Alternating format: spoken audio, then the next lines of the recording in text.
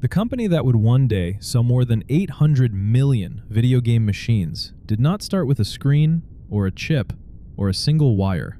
It started in 1889 in Kyoto, Japan, with a man hand-painting playing cards. For its first 60 years, Nintendo made nothing but cards. Then it tried to become other things, and almost every one of them failed. It sold instant rice that nobody wanted. It ran a fleet of taxis.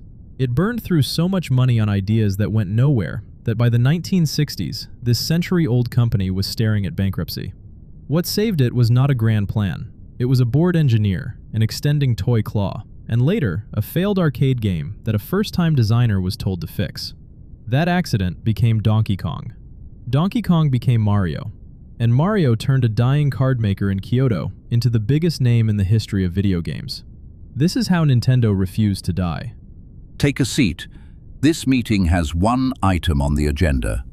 How a company that sold playing cards for 6 decades cheated death again and again until it accidentally conquered an industry that did not yet exist. You know the name. You know the plumber in the red cap, the little grey box under a television, the tune you could hum before you could read. But Nintendo was old, very old, long before any of that. It watched fortunes come and go. It tried instant rice. It tried taxis. It tried anything that might keep the lights on, and it nearly went under trying. What you are about to hear is not the story of a genius with a master plan. It is the story of a company that kept surviving on flukes and had the nerve each time to bet everything on the fluke. Watch closely, because sometimes the difference between a footnote and an empire is simply refusing to close the doors. The story begins in 1889. A craftsman named Hiroshi Yamauchi opened a small shop in Kyoto to make hanafuda, traditional Japanese playing cards painted by hand. In a country where gambling drifted in and out of legality, well-made cards were quietly in demand, and Nintendo became the finest maker of them in Japan. For decade after decade, that was the entire business. Cards. Nothing else. The company passed down through the family, careful, respected, and small. Then, in 1949, everything landed on the shoulders of a 21-year-old. Hiroshi Yamauchi, the founder's great-grandson, was pulled out of university when his grandfather suffered a stroke and named the 3rd president of Nintendo. He was young, ruthless, and impatient, and he could see a problem that the older generation could not. Playing cards were a beautiful business, but a tiny one, with a ceiling. Japan only needed so many decks. If Nintendo stayed a card company, it would stay small forever, and one day, it would simply fade away. Yamauchi wanted more. He wanted Nintendo to be big. The trouble was, he had no idea how, and the search for an answer would nearly destroy the company he had just inherited. In the 1960s, Hiroshi Yamauchi went looking for Nintendo's future in every direction at once. He decided the company should stop being a card maker and become a conglomerate, so he threw money at business after business, chasing anything that might grow. He launched a food company selling instant rice, hoping to ride Japan's post-war convenience boom. It flopped, and the venture was shut down. He started a taxi company called Daya. For a while it made money, until labor troubles and rising costs turned it into a headache, and he let it go. He tried a range of other schemes that today read like a list of dead ends. None of them became the growth engine he was desperate for. Each failure drained cash from the one business that actually worked, the playing cards. And the card business itself was cooling as the novelty of a plastic Western-style deck Nintendo had introduced began to fade. By the middle of the decade, the picture was grim. A company almost 80 years old had gambled its stability on a string of ventures that had, one after another, come to nothing. Nintendo was drifting toward bankruptcy, and its young president had almost nothing left to show for years of frantic effort. Consider the position of a man in his 30s who has inherited a company nearly a century old and appears to be the one about to break it. He had abandoned the safe little card business, chased a dozen bigger dreams, and watched each of them wither. Instant rice, taxis, idea after idea, all of them ash. Most executives at that point retreat. They go back to the one thing that still works and pray it lasts. Yamauchi did something stranger. He kept looking, and he kept spending, right up to the edge, convinced there was a door somewhere he simply had not opened yet. And here is the quiet lesson of Nintendo. The company was not saved by brilliance from the top. It was saved because, one ordinary day, the president walked through one of his own struggling card factories and happened to notice a maintenance engineer playing with a toy he had built out of boredom.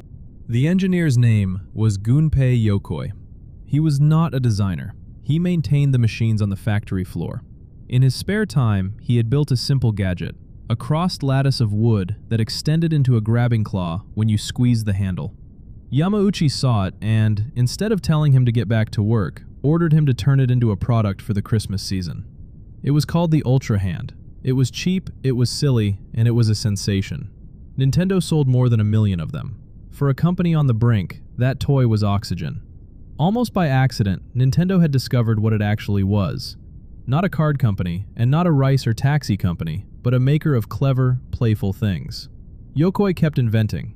Nintendo moved into toys, then into electronic toys, then into the strange new business of arcade games. And that is where the second accident happened. In 1980, Nintendo shipped an arcade game called Radar Scope to its brand new American office. It was a flop. Thousands of unsold cabinets sat in a warehouse, and the US company was suddenly in real trouble. Desperate, they begged Japan for a new game to load into those dead machines.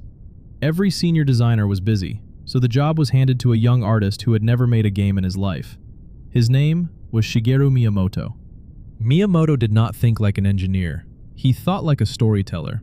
Given a pile of failed hardware and no rules, he built a game about a carpenter trying to rescue a woman from a giant, angry ape. He called the ape Donkey Kong. Released in 1981, it was an instant phenomenon, and those warehouses full of dead radar scope cabinets, converted to run the new game, turned Nintendo's American disaster into a fortune. The little carpenter from that game, soon renamed Mario, would become the most recognizable character in the entire medium. Nintendo now understood its real gift. Not toys, not arcades, but games.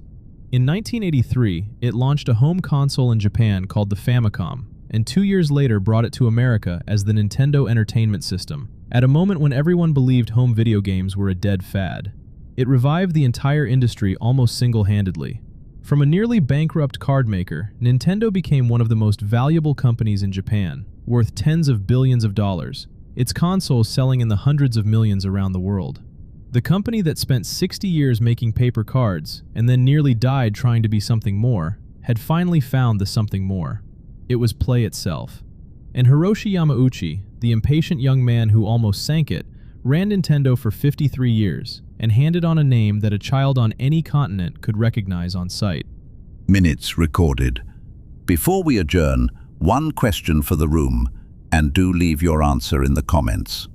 Nintendo did not win because Hiroshi Yamauchi was a visionary who saw video games coming. He did not. He wanted to sell rice and taxis and anything that would grow, and he failed at nearly all of it. What he had was not foresight, it was refusal.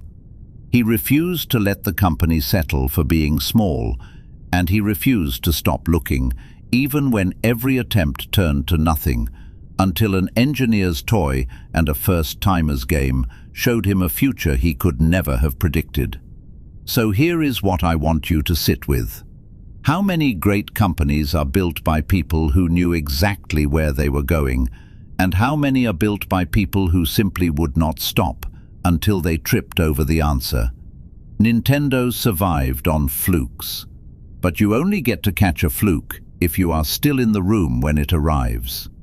Next meeting, a small Korean company that began by trading dried fish, noodles, and vegetables out of a single storefront, and grew into one of the largest technology empires on the planet.